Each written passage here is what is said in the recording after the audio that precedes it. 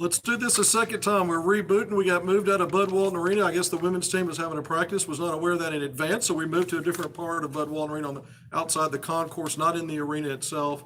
Still in the building, but it's our post-game show, HogvilleNET YouTube Live, as we look at Arkansas's 106-90 win over UNC-Wilmington in a non-conference finale. 13 games through now, as Arkansas will now begin SEC play starting at home against Auburn. That'll be a quad one win opportunity, by the way, a week from today in this building. But let's talk about the business at hand, because the Razorbacks, this was a UNC-Wilmington team that was a very worthy road team and had already gone into Rupp Arena earlier this month and knocked off Kentucky by 7 points, a 12th ranked Kentucky team that's now ranked 8th.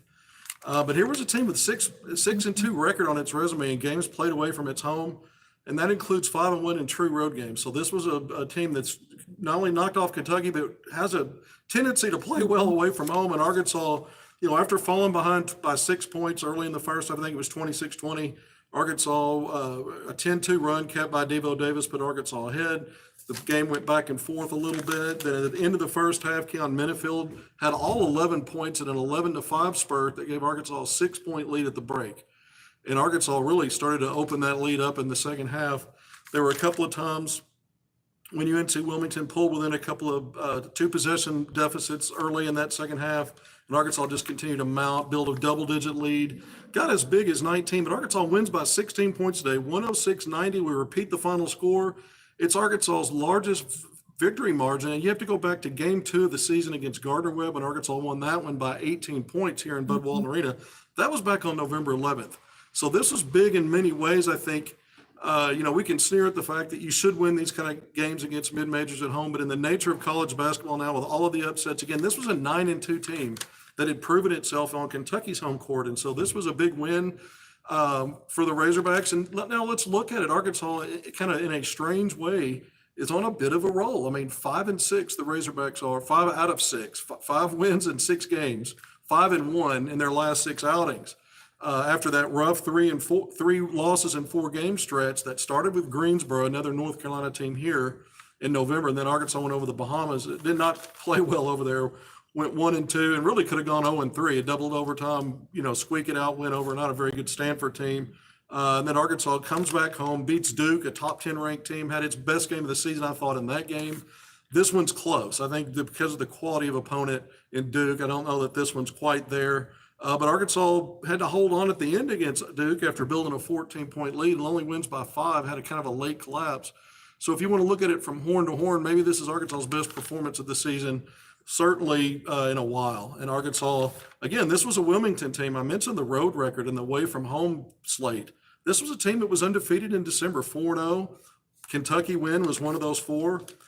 So in a lot of ways, this was a team that was also very confident on a roll and a worthy kind of opponent, even as a mid-major. Arkansas now evens the record, if you keep up with this stuff, 2-2 against teams from North Carolina. I mentioned the loss to Greensboro. This win over Wilmington, so you're 1-1 against the 2 mid-majors in this building.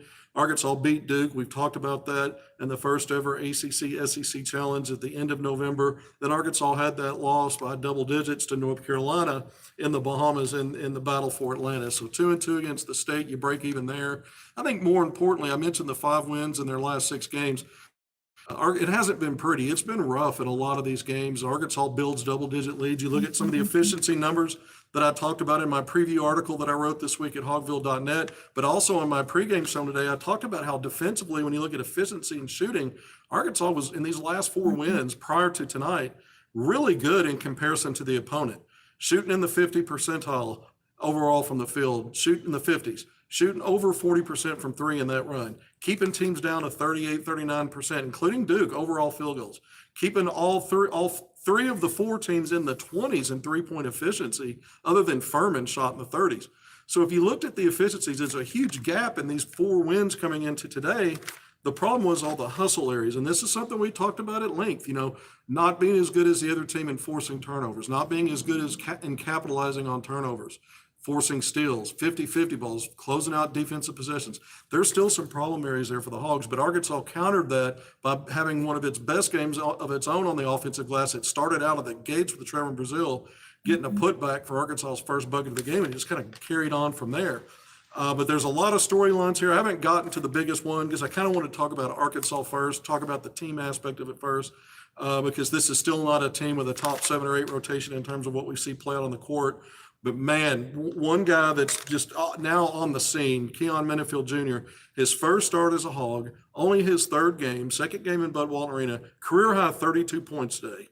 You know, he and Devo Davis really jump-started Arkansas offensively, especially shooting behind the arc in the first half when Wilmington had taken that 6-point lead. But Minifield, 17 first half points, comes back and gets 15 in the second half, 32 points, 5 big assists, second only to Devo Davis' 6 assists, and he had 4 rebounds. Devo Davis, let's talk about him. 14 points a day, started 5 of 5 from the field, made 3 of 3 from 3 in that first half, and really had his best game. And this is another thing I wrote about in my preview story. I talked about, I kind of, singled out 3 main keys of this game. And I talked about Devo and Trevor Brazile needing to finally step up and give Arkansas some production. Devo had gone 6 straight games not scoring in double figures. In fact, only averaging 3.7 points per game. 14 big points today, efficient shooting, 6 rebounds, led the team with 6 assists, led the team with 3 steals. This was his best all-around game, and you saw those hustle plays, those energy plays, those spark your team, ignite your team plays from that backcourt today between Minifield and Devo Davis. One of the things I've been saying over and over again about Minifield, what makes him different than Arkansas's other talented scorers, guys like Tremont Mark and Caleb Battle, that can go get you 20 points on any night or more, is that he gets separation on with that shiftiness, that quick twitch stuff he's got in his bag.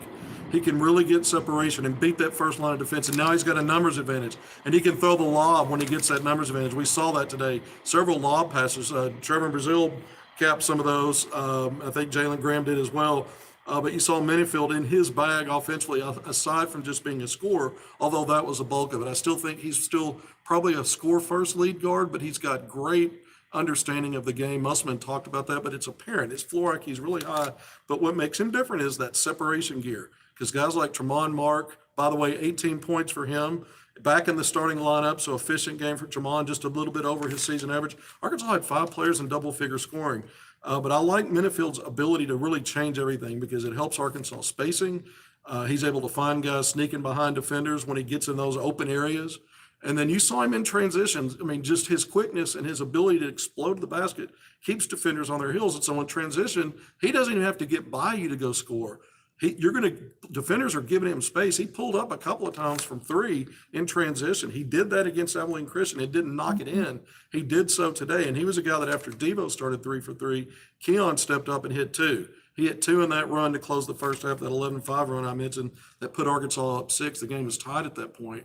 And then Arkansas from there, I mean, another big second half. If you go back to the Abilene Christian game when Minifield started the second half and played all 20 minutes, Arkansas scored 55 points. He had 11 points in that game, but 55 points. You look at the 106 tonight, I mean, so in a small sample size, he started the last 3 halves. And in those 3 halves, Arkansas combined to score 161 points.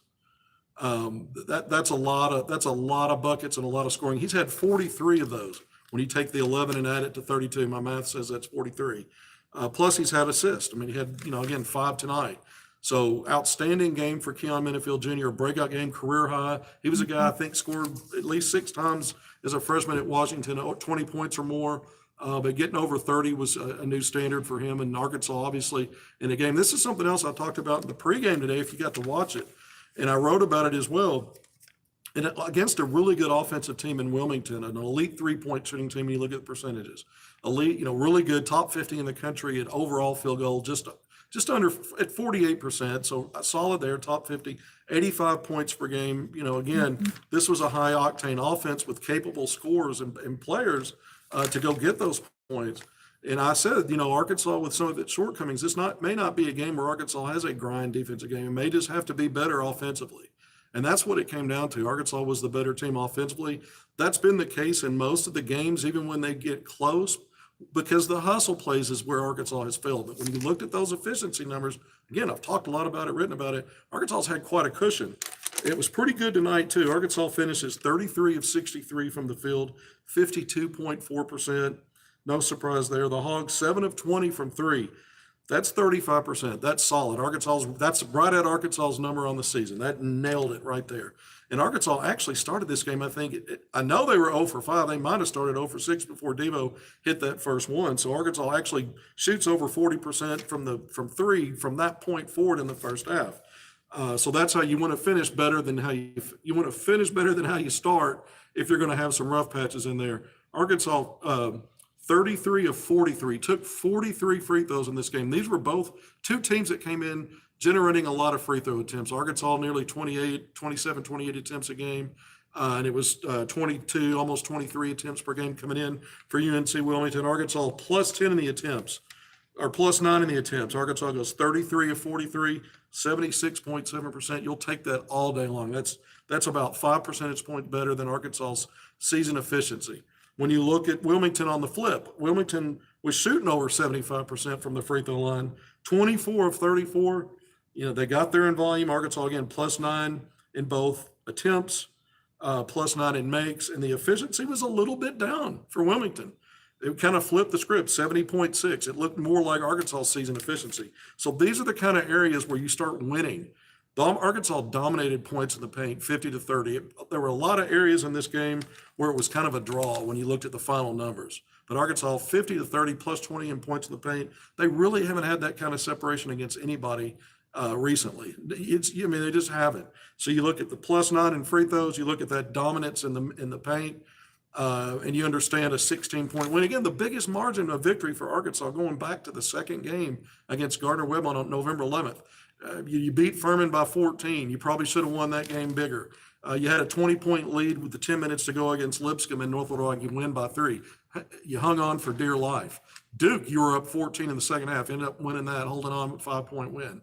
10-point win over Abilene Christian after being down 9 early in the second half. So this was Arkansas's probably cleanest two halves when you start understanding when they overtook Wilmington, got a lead, maintained a lead, and then built on that lead. They led by as many as 19, won by 16. That's fine.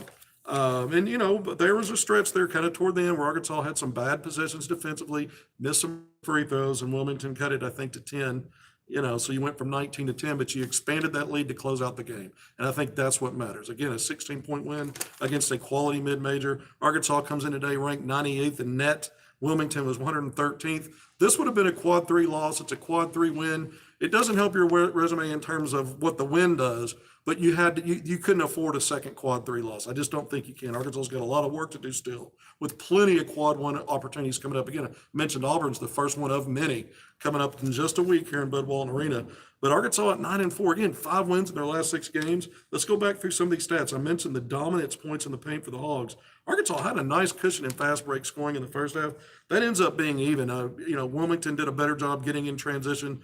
Their leading scorer, White, had something to do with that. He had a big second half of this game, a lot of that in transition. But both teams end up scoring 23 points in transition. Both teams had 8 turnovers in this game. Both teams had 9 points off turnovers.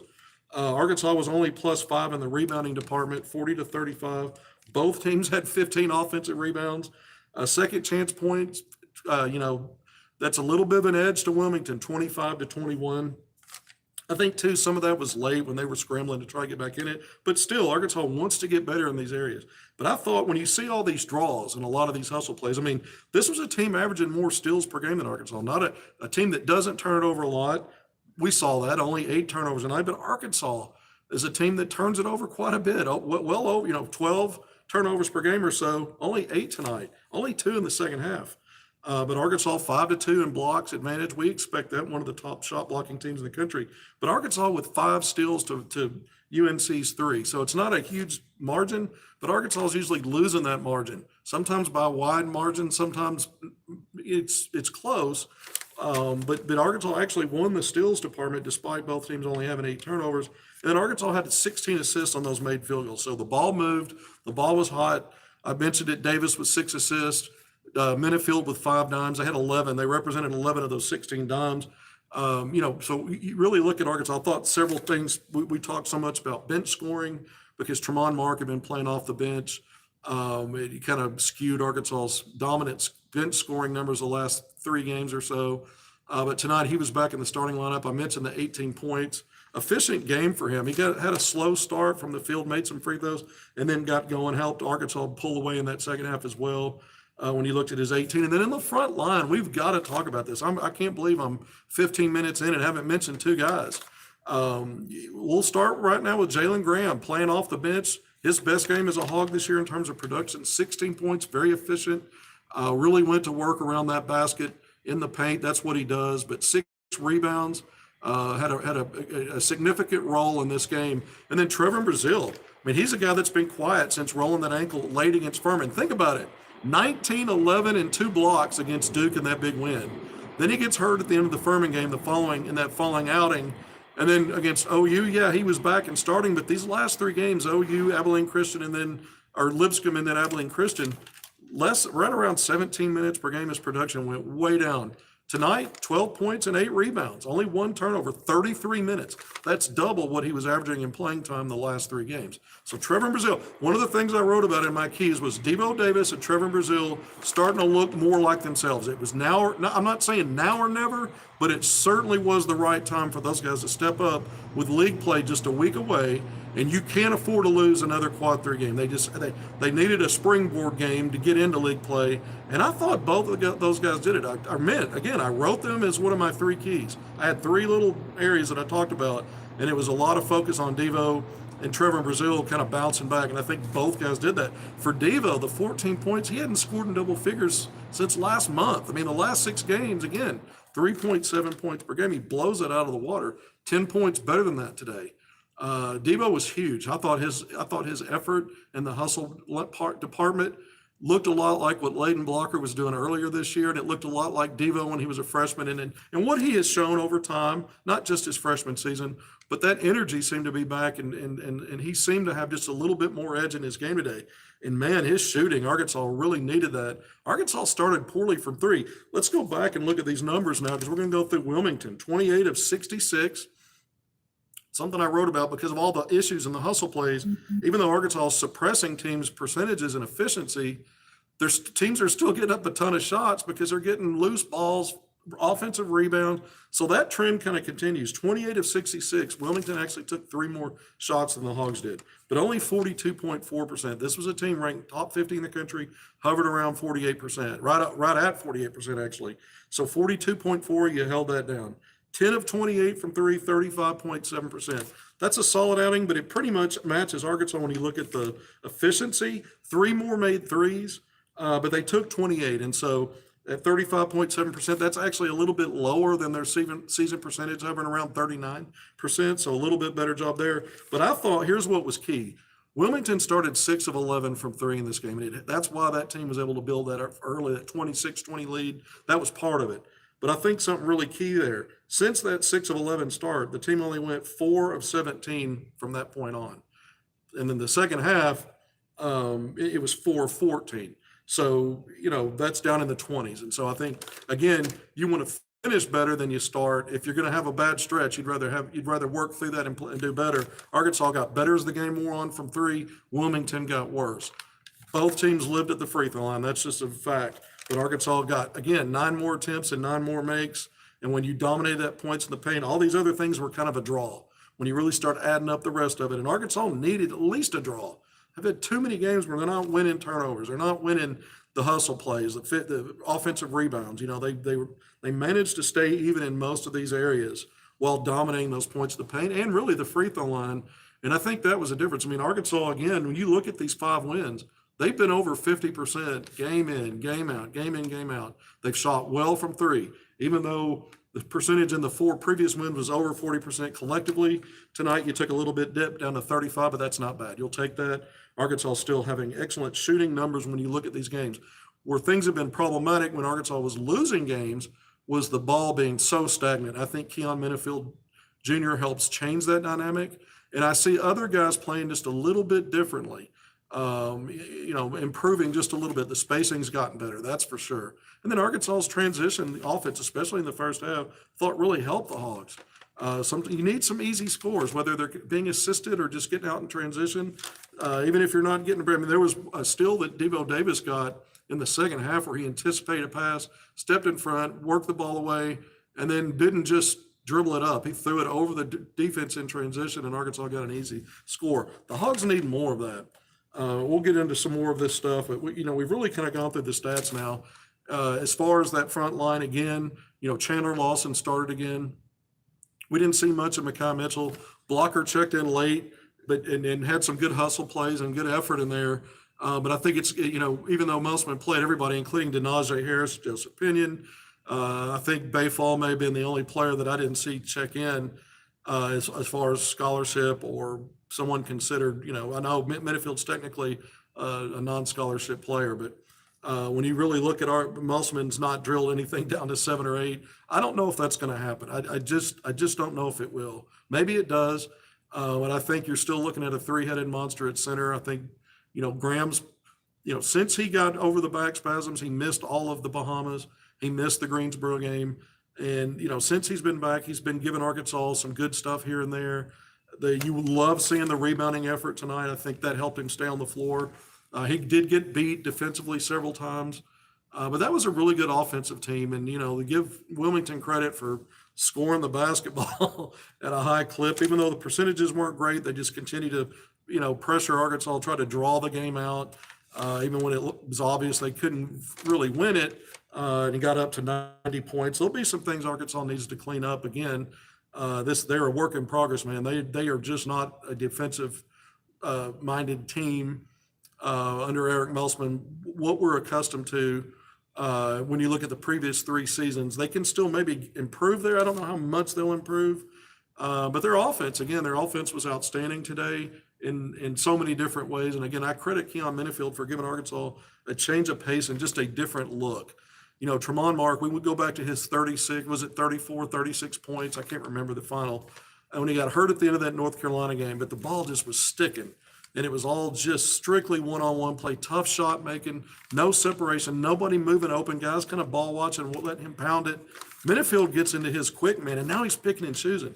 He gets real separation. I'm not talking about enough daylight to get a shot up with some talented guys. I mean, Arkansas scored 106 points with its second leading scorer, Caleb Battle, 2 points. Was having an off game before he tweaked an ankle. Musselman said in the post-game press conference that he was cleared to return to the game if needed, and they didn't use him. He didn't come back in. It wasn't his night. Arkansas beats Duke without Tremont Mark, the team's leading scorer. The pieces are here. I'll never stop saying that. They're all here.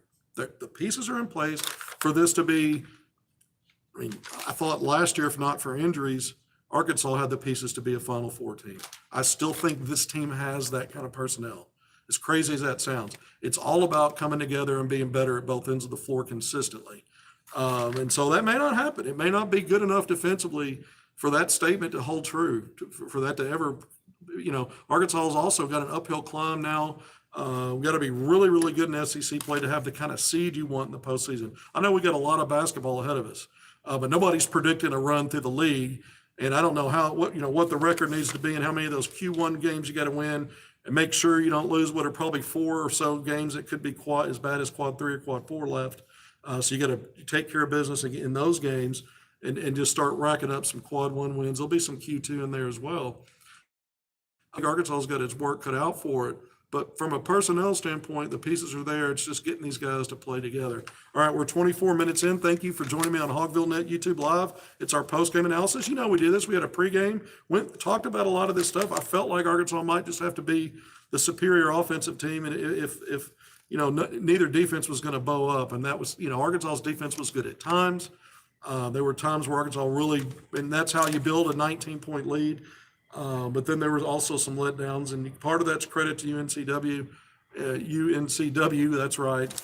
But also part of that's on Arkansas continues to struggle to close everything out.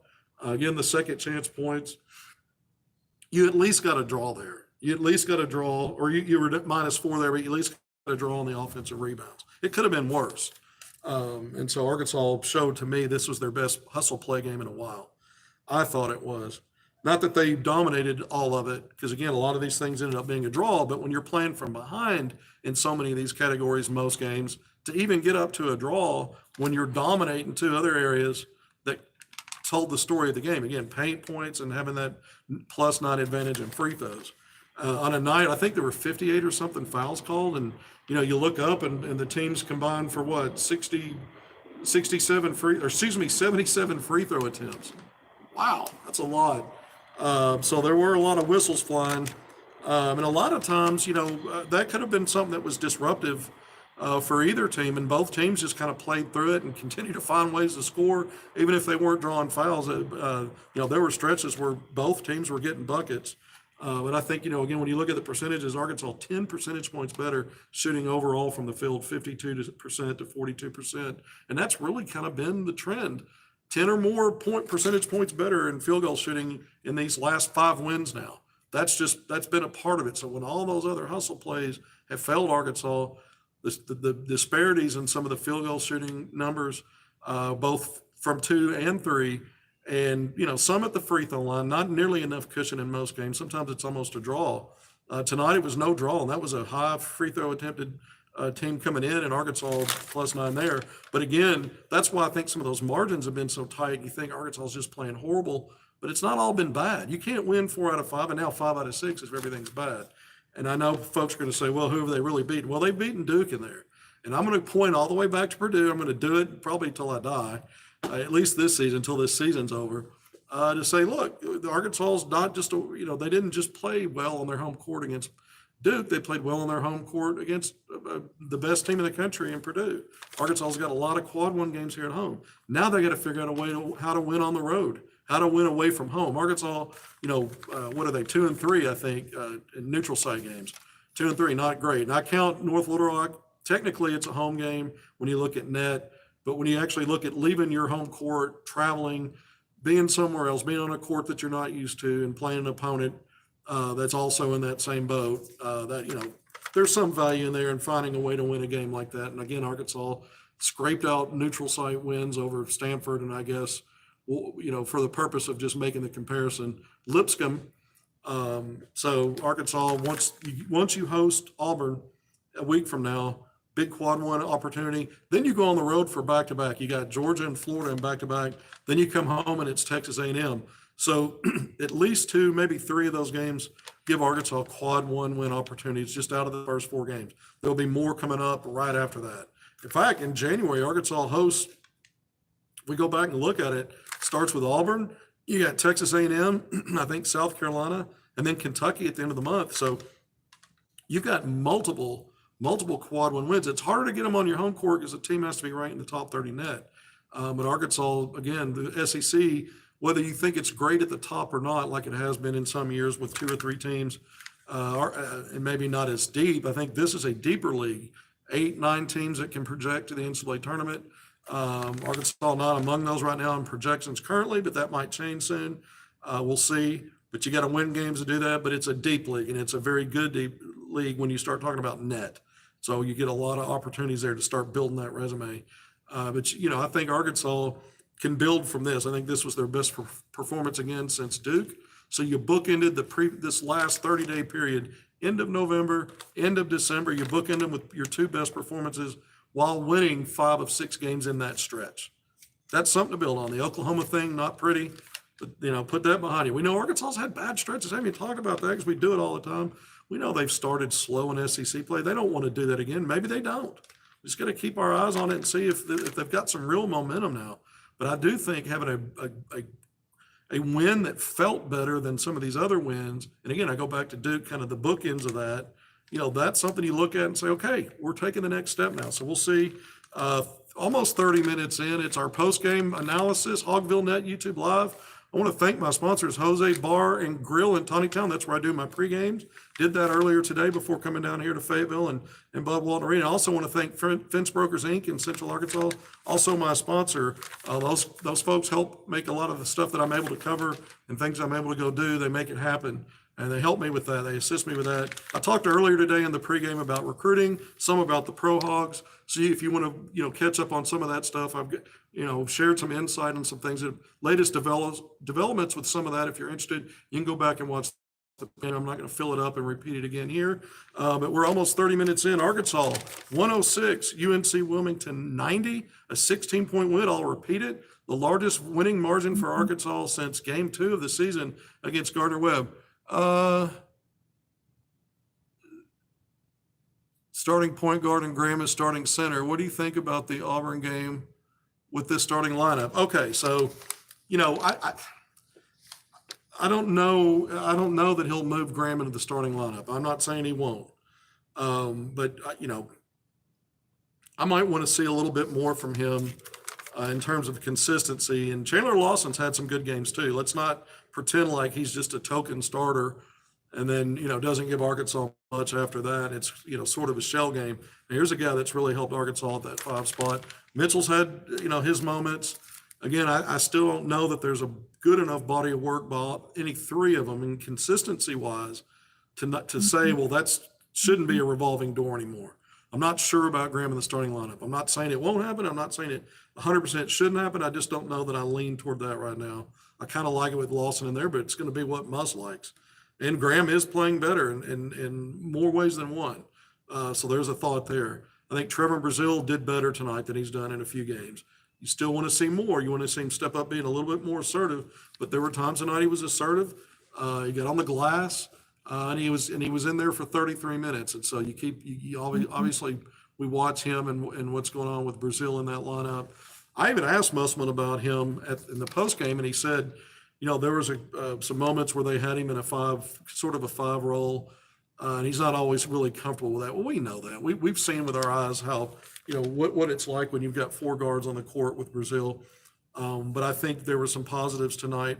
And if you look at Arkansas's returning players, again, Devo Davis, Trevor Brazile, they're entrenched in your starting lineup. These guys have been your starters. Jalen Graham, a returning guy. All 3 of those guys stepped up tonight. It wasn't just Tremont Mark or somebody else. Of course, Keon Minifield, can't say enough about him. And, Battle's been consistently good for Arkansas. He's been a scorer. And, this that wasn't there tonight for him, and he didn't play in the second half. But again, I think I look at Brazile, Devo Davis, and Graham putting up the kind of games they did. I think that, to me, signifies maybe more hope for the fan base and more hope for this team going into SEC play. Because these are veteran guys that have been a part of this team and a successful team last year, despite all the ups and downs with the injuries and what the record was in league play. That team righted the ship in postseason. And so these are the guys you brought back.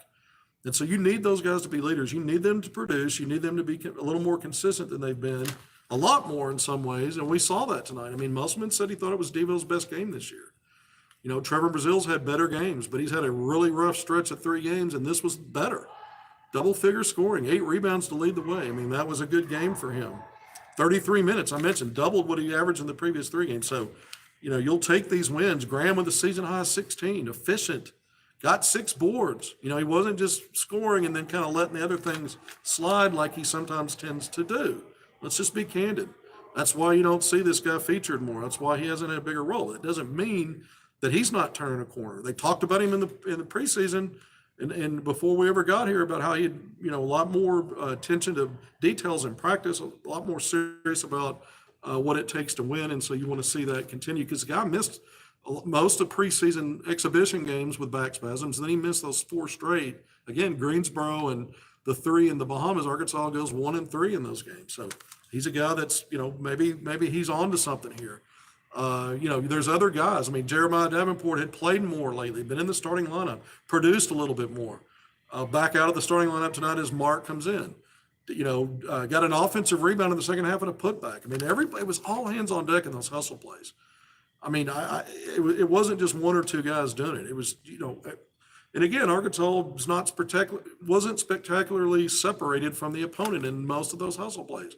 But they broke even in most of them, or had a little bit of an edge in most of them, and then dominated 2 or 3 phases where you're like, okay, that explains winning by 16. And again, Wilmington's no pushover. Yeah, it's a quad 3 win. It would have been a quad 3 loss, but it's a worthy mid-major, and it proofs in the pudding with that win at Kentucky. Again, a top 10 ranked team now, was 12th. And the road record, the record away from home was outstanding.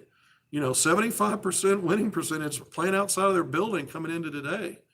And so Arkansas knocked that down a peg, didn't they? I mean, the Razorbacks got them, gave them that 3rd loss out of their building against 6 wins. And so this was a good game for Arkansas in many respects. Arkansas by no means is, I don't know how primetime ready they are for the SEC gauntlet, But you like where they are right now a lot better than you did several weeks ago, coming out of the Bahamas for sure. Even after beating Duke and then Furman and then getting roughed up by OU, it kind of felt like, well, the ship's not exactly who's steering it, where's it going, what's going on here.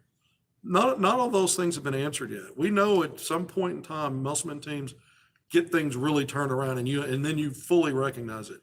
This might be a glimpse. I don't think there's full recognition to use, try to use an analogy. I don't think you look at it and go, oh yeah, but it's been better. Things have gotten better.